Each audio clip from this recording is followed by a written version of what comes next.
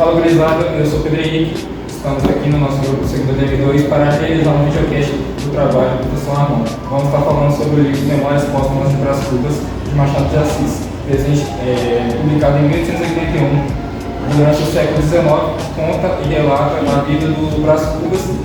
Brás Cubas é um defunto que revisita a sua vida num tom irônico e satírico.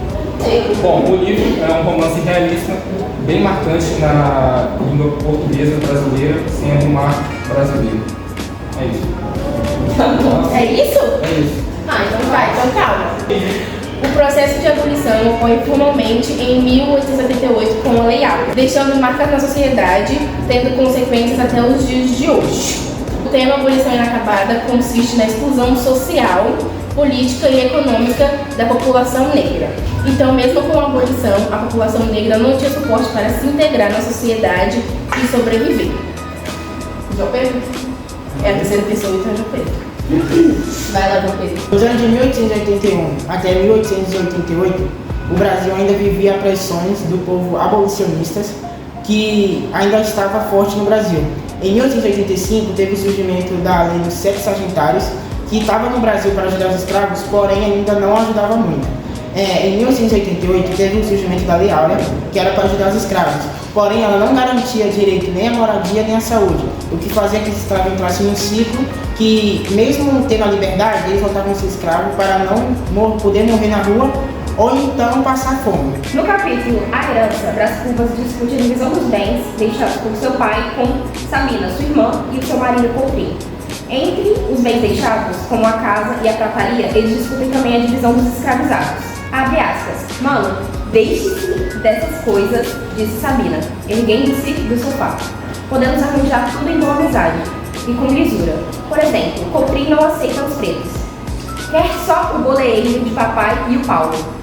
Esse trecho mostra a trivialidade com que eram tratadas as vidas negras, apenas como mais um dos bens a serem divididos. No capítulo O Vergalho, Brás Cubas encontra Prudêncio. Prudêncio, depois de anos de humilhação e servidão, é agora senhor e pratica os mesmos atos. Abre aspas. Era um preto que vergalhava outro na praça. O outro não se atrevia a fugir. Gemia somente estas únicas palavras. Não, perdão, meu senhor. Meu senhor, perdão. Mas o primeiro não fazia caso, e a cada súplica respondia com uma vergalhada nova. Esse caso traz como primeira reflexão as marcas causadas pela escravidão, não só as visíveis, como as psicológicas, onde é criado um ciclo de violência.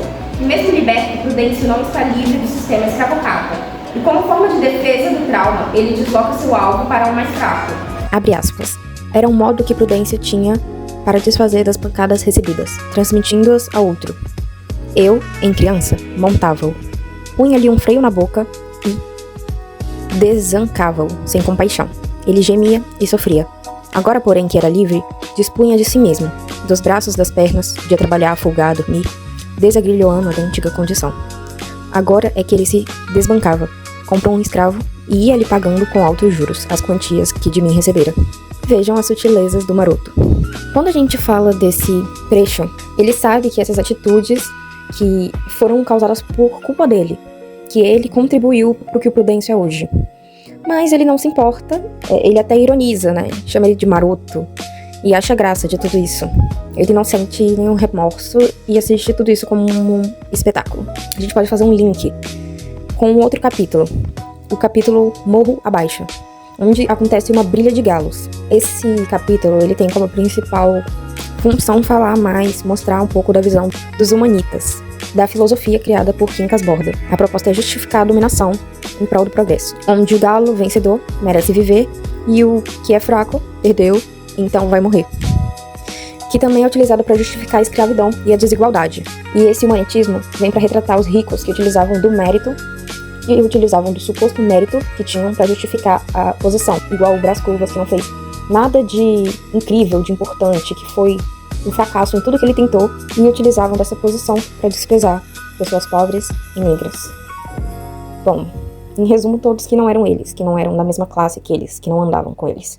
O princípio da modernização conservadora e as características sociais novecentristas. Ele critica a hipocrisia, a vaidade e a busca por um estado social aceitável. Critica também a sociedade dividida em classes sociais, com a elite no topo, a classe média e os escravos na parte inferior. Sobre a política da época, Brás Cubas critica como as pessoas vivem de aparência. Critica o sistema escravocrata e também ele expõe a injustiça da escravidão e corrupção, até tentando se envolver na política. Nesse meio dele se envolver na política, a maioria foram ocasiões fracassadas.